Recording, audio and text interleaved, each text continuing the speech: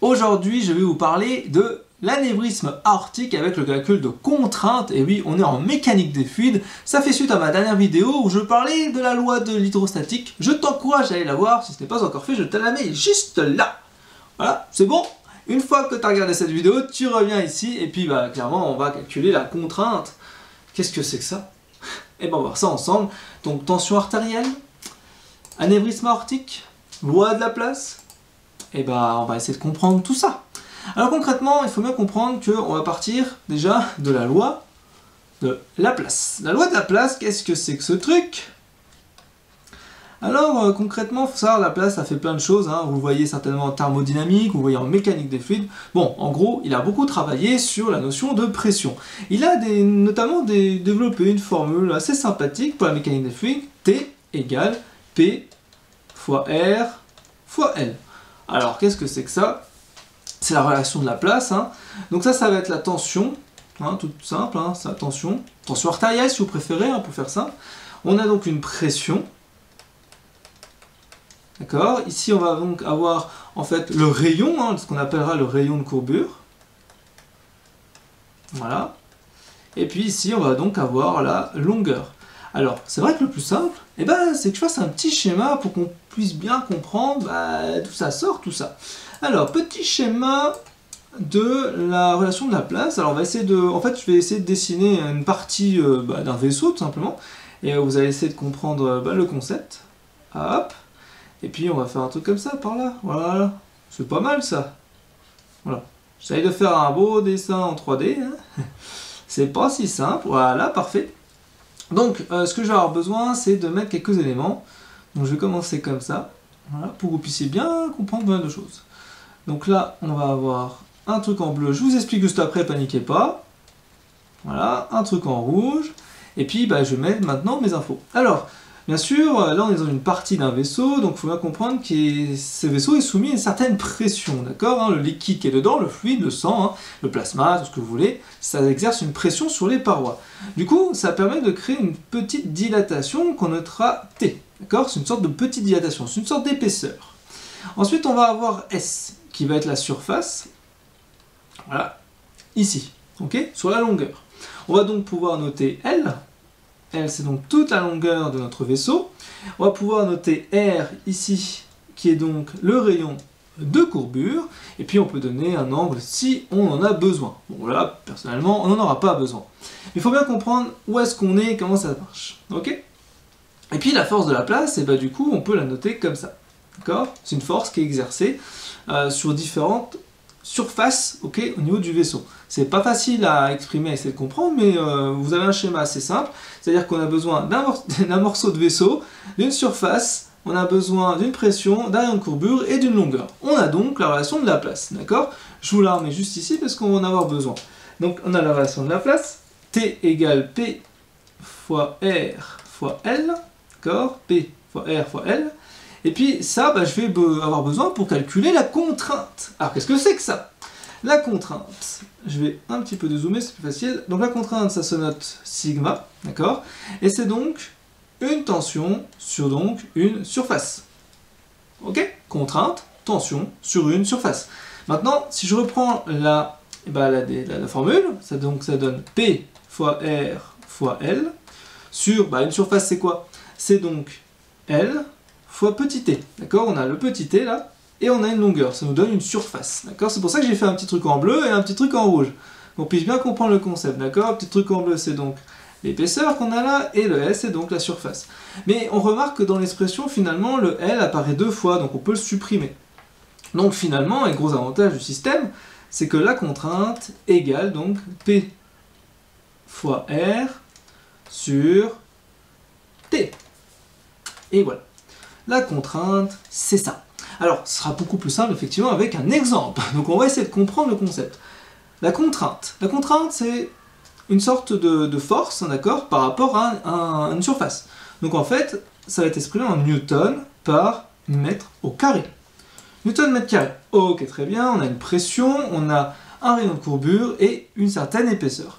On va prendre un petit exemple, donc admettons qu'on ait un vaisseau artériel. Alors on va prendre un petit vaisseau artériel. Okay, c'est toujours mieux avec un exemple, hein. T'es d'accord avec moi? Donc on va prendre un rayon, alors ce rayon il va faire 1 cm. Ensuite l'épaisseur il va faire 1 mm. Et puis on va avoir une pression hémodynamique. Voilà, on va le mettre à 100 mm de mercure. Ok? Et bah concrètement, comment on fait pour calculer ça? Et bah on applique la formule. Mais attention, il se passe un truc. Dans la dernière vidéo, je parlais des conversions. Et effectivement, ici, on est en millimètres de mercure. Donc il faut que je le remette en pascal. Bah oui, j'ai pas le choix. Il faut que je le mette en pascal. Donc pour le mettre en pascal, qu'est-ce qu'on fait? On prend donc la loi qu'on a vue hier, la dernière fois, donc c'est-à-dire la loi de l'hydrostatique. Donc on va prendre delta P, et c'est donc égal à ρ G delta H. Très bien. Sauf que bah, tout ça c'est bien joli, mais il faut bien comprendre qu'est-ce qu'on calcule. Delta P, on a besoin d'une pression en fait, une certaine pression pour pouvoir le calculer, le mettre dans cette formule. Donc, on se rappelle, hein, c'est 13 600 fois 9,81 fois delta H, c'est-à-dire, ça c'est en millimètres de mercure, hein, je vous rappelle le concept, hein, donc c'est donc 0, 100, voilà. Et puis on multiplie, alors de louche, hein, vite fait, hein, ça fait donc 13 600 fois 10 fois 0,100, d'accord? Donc, grosso modo, 10, ça fait donc, tu rajoutes un 0, je vais faire comme ça, on rajoute un 0, et ensuite, bah, comme c'est 0,1, j'en enlève un. Voilà. Donc sinon, ça fait ça, et c'est en pascal. Ça, c'est super important, parce que les pascals, je vous rappelle, c'est donc une certaine force sur une surface. D'accord? Newton par mètre carré. Maintenant, je peux appliquer ma formule, pas de problème. Donc, je fais donc la contrainte. Ça me donne donc 13 600 fois R. Alors R, j'avais dit que c'était quoi? 1 cm, donc je vais faire 10-2. Parce que je dois tout mettre en mètres, hein, je le rappelle, c'est super important ça. Et bien sûr, bah, l'épaisseur qui est en millimètres, je fais 10-3. D'accord? Finalement, ça revient à faire quoi ça? Ça revient à multiplier par 1, parce que je fais 10-2, je le remets par-dessus.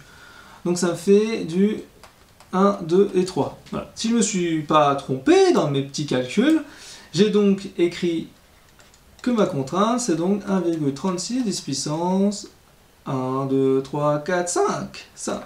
C'est des newtons par mètre au carré. Ok. Est-ce que vous avez suivi le concept? Ouais. Bah, vous pouvez pas me répondre, mais je vais admettre que vous avez compris le concept. En tout cas, si vous avez moins de questions, n'hésitez pas bien sûr à le dire en commentaire. Ça, c'est donc la contrainte. Mais vous allez me dire, mais à quoi ça sert? À quoi ça sert? Eh bien, ça sert à ça. Et bien, concrètement, la contrainte, elle est très simple. Si je prends la formule, je vais encore la réécrire ici, hein, j'ai besoin que vous soyez concentrés sur cette formule, P, R sur T. Si la pression est trop grande, dans ce cas-là, je suis donc en hypertension artérielle, d'accord? Je fais une hypertension artérielle, donc la contrainte est trop forte. Vous voyez? C'est lié, d'accord? Donc, le rapport qui est là, R sur T, il a un rôle extrêmement important.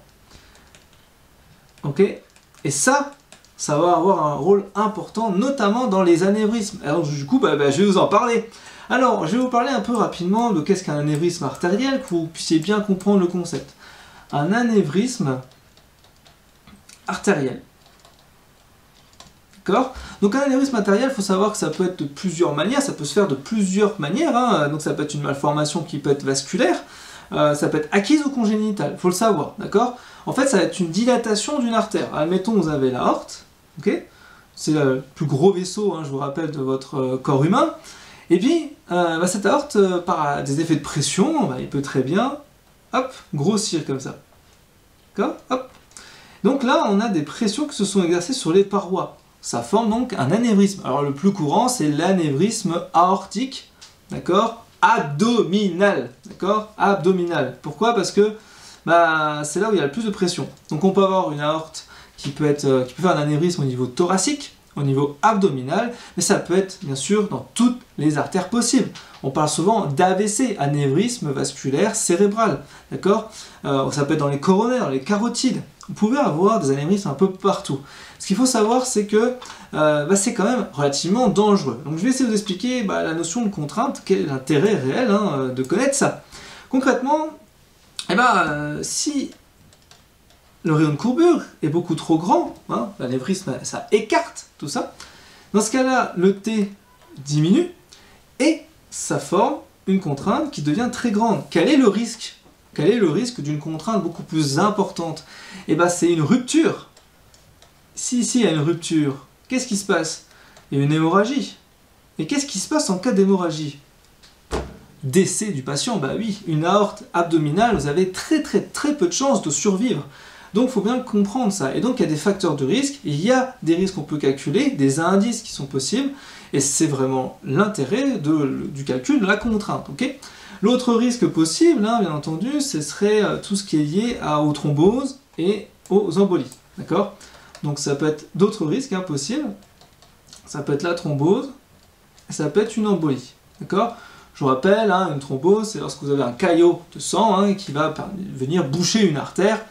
Et ça peut, on parle souvent d'infarctus du myocarde, d'accord, mais ça peut faire aussi une embolie pulmonaire, une ischémie, ça peut faire pas mal de choses, donc il faut bien comprendre ça. Et en fait, c'est lié souvent à plusieurs systèmes. Il faut savoir que la thrombose, c'est un caillot qui peut se déplacer, d'accord, ça peut se faire au niveau des jambes, par exemple, puis se déplacer au niveau du cœur, d'accord. C'est-à-dire ça va du plus gros vers le plus petit. Donc c'est tout à fait possible.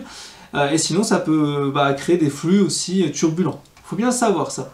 Alors, pour en revenir assez rapidement sur les facteurs de risque, savoir que l'anévrisme abdominal, en général, ce qu'on appelle en fait une AAA, pour anévrisme de la aorte abdominale. Il faut savoir que concrètement, il y a à peu près, je dirais, 14 à 15 hommes pour une femme, en termes de ratio sur le sexe, mais souvent c'est à l'âge de plus de 65 ans qu'on a ce genre d'anévrisme. Et bien sûr, les facteurs de risque, c'est le tabac, l'alcool, les antécédents familiaux et les pathologies cardiovasculaires. Ça, c'est clair. Maintenant, il faut savoir que c'est un risque majeur. D'accord? C'est un risque majeur parce que chaque année, il y a à peu près 10 000 AAA, par an, qui sont détectés. Et il y a pratiquement 40% des personnes qui décèdent de cette pathologie-là. D'accord? Donc, c'est un truc de dingue. Donc, vous devez maîtriser ça, vous devez savoir ça, parce que potentiellement, un jour, ça vous servira. Okay, pas le calcul de contrainte, ça c'est pour vous embêter, mais de bien comprendre l'anévrisme aortique et comment ça se calcule et éventuellement les facteurs de risque, ça c'est vrai que c'est essentiel. Donc voilà un peu ce que je voulais dire par rapport, aux anévrismes aortiques, au calcul de contrainte, quelque chose que vous devez absolument savoir calculer. Et puis moi je vous retrouve dans une prochaine vidéo où je vous parlerai de l'équation de Bernoulli. Gardez la pêche. Ciao, ciao, ciao!